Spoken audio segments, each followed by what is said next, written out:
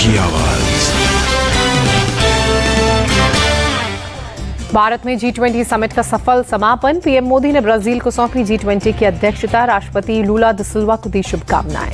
G20 के तीसरे session में बोले पीएम मोदी, मानव हित में दुनिया के साथ चंद्रयान 3 का डेटा शेयर करेगा भारत। पीएम मोदी ने G20 के लिए वर्चुअल समिट का प्रस्ताव दिया। कहा, नवंबर में वर्चुअल तरीके से तय विषयों पर समीक्षा होगी। पीएम मोदी ने कहा, यूएनएससी के स्थायी सदस्य की संख्या बढ़े, हर देश की सुरक्षा में ही वन फ्यूचर की भावना बढ़ेगी।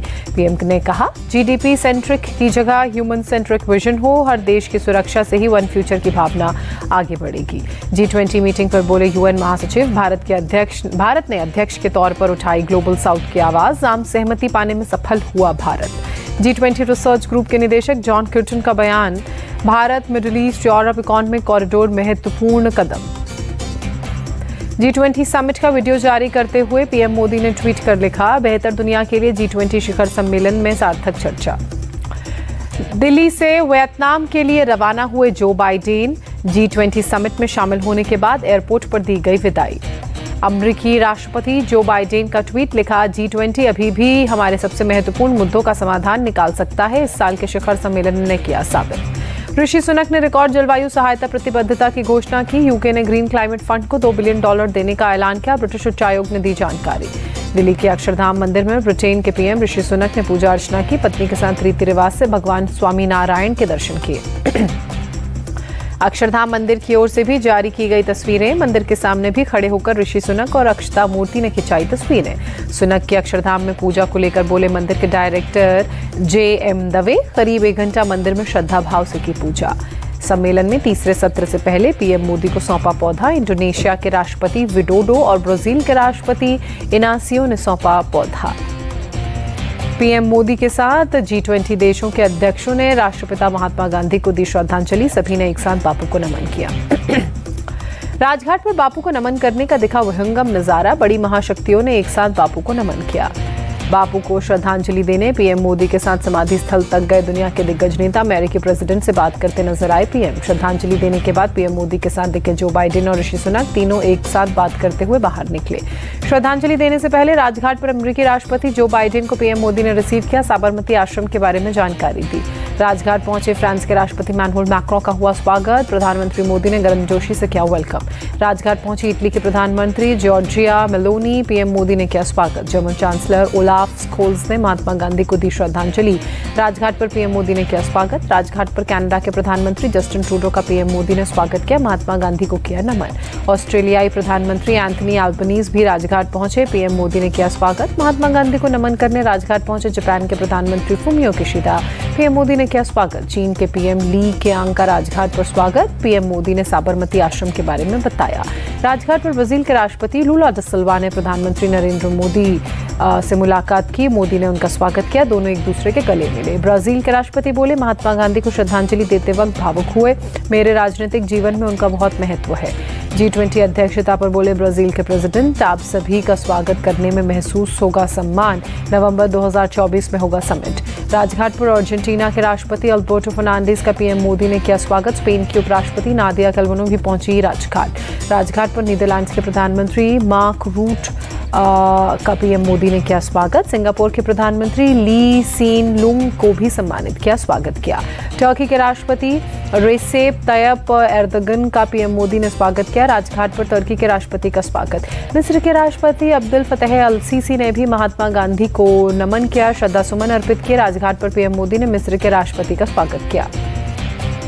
दक्षिण कोरिया के राष्ट्रपति यू सुंक येओल का पीएम मोदी ने स्वागत किया। राजघाट पहुंचने पर हुआ स्वागत। इंडोनेशिया के राष्ट्रपति जोको विडोडो का भी राजघाट पर स्वागत। पीएम मोदी ने पताका पहनाकर ग्रैंड वेलकम किया। बांग्लादेश के प्रधानमंत्री शेख हसीना पहुंची राजघाट। पीएम मोदी ने किया उनका भव्य स्वागत। मॉरिशस के प्रधानमंत्री प्रवीण कुमार जुगनाथ ने महात्मा गांधी को नमन किया। प्रधानमंत्री मोदी ने किया स्वागत। संयुक्त राष्ट्र महासचिव एंटोनियो गुटरेस और विश्व बैंक के अध्यक्ष अजय बंगा पहुंचे राजघाट। पीएम मोदी ने किया स्वागत। एशियाई विकास बैंक के अध्यक्ष अस्कावा और IMF की प्रबंध निदेशक क्रिस्टालिना पहुंची राजघाट। WHO के महानिदेशक एडनोम का भी पीएम मोदी ने किया स्वागत। रूसी विदेश मंत्री सरगेई लावरोव भी महात्मा गांधी को श्रद्धांजलि देने पहुंचे। यूरोपीय परिषद के अध्यक्ष चार्ल्स मिशेल का पीएम मोदी ने किया स्वागत। कोमोरोस संघ से राष्ट्रपति और अफ्रीकी संघ से अध्यक्ष अजाली ओस्मानी पहुंचे राजघाट। पीएम मोदी ने की अगवानी। नाइजीरिया के राष्ट्रपति बोला अहमद टिनुबू को पीएम मोदी ने स्वागत कर सम्मानित किया।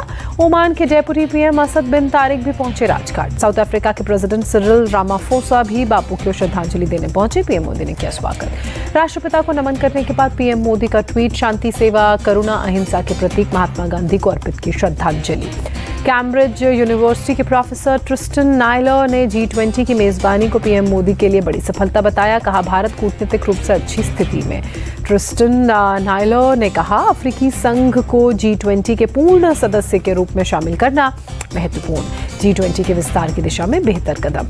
G20 में यूके प्रतिनिधि का यूक्रेन युद्ध पर बयान। कहा, यूक्रेन के लिए समर्थन यूके के एजेंडे में सबसे ऊपर। G20 के मुख्य समन्वयक हर्षवर्धन श्रृंखला का बयान।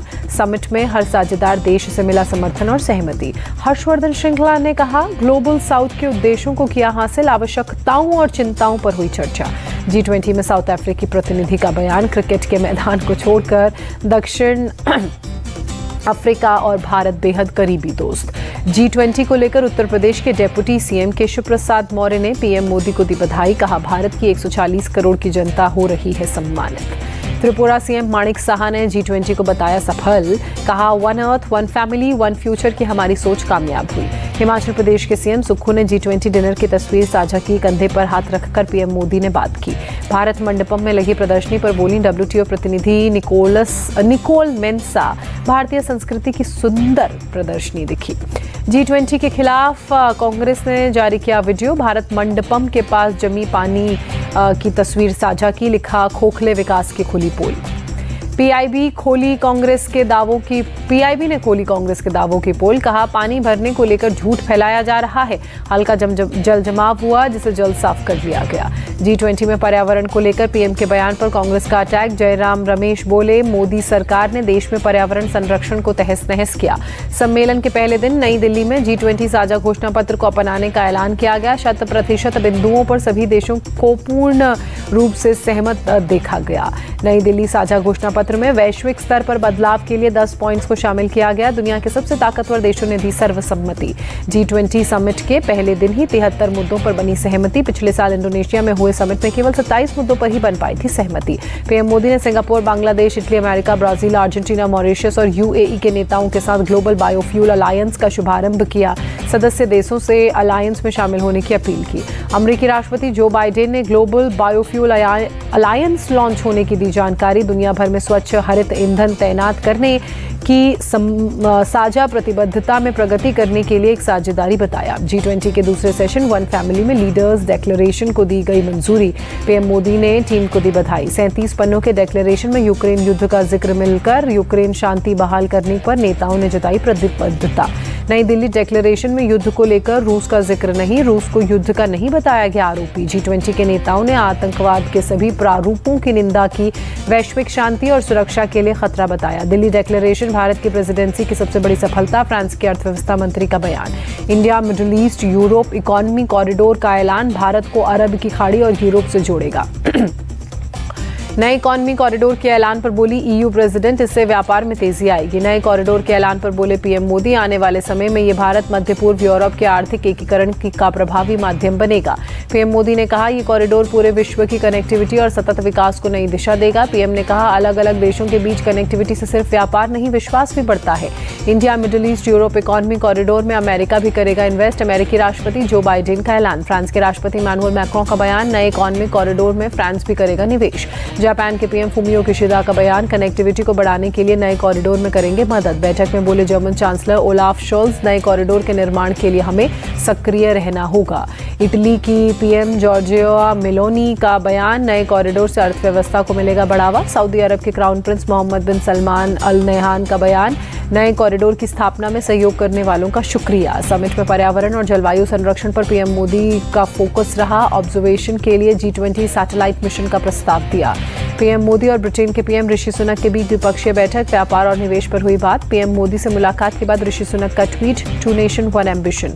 जापान के पीएम के साथ भी पीएम मोदी की द्विपक्षीय बैठक। कनेक्टिविटी, व्यापार समेत कई मुद्दों पर चर्चा। पीएम मोदी और इटली की पीएम के बीच द्विपक्षीय बैठक। व्यापार, रक्षा, तकनीक और कई मुद्दों को लेकर आपस में हुई दोनों की चर्चा। सूर्य का अध्ययन करने गया। स्पेसक्राफ्ट आदित्य L1 सफलतापूर्वक तीसरे चरण में पहुंचा, इसरो ने दी जानकारी। एसीबी ने चंद्रबाबू नायडू को रिमांड रिपोर्ट कोर्ट में पेश की। कौशल विकास मामले में चंद्रबाबू नायडू को मुख्य साजिशकर्ता बताया गया।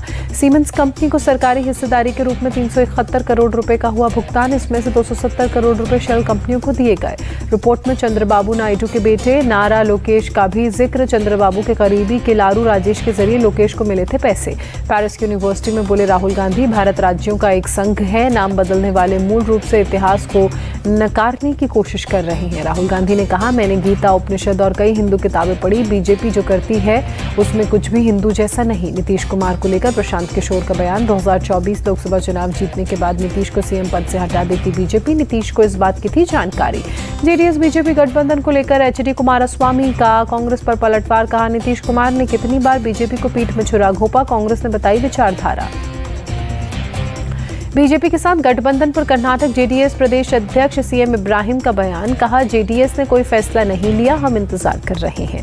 संसद के विशेष सत्र पर सांसद सुप्रिया सुले ने कहा, ना एजेंडा है, ना प्रश्नकाल, ना शून्यकाल है, पता नहीं कैसा सत्र है।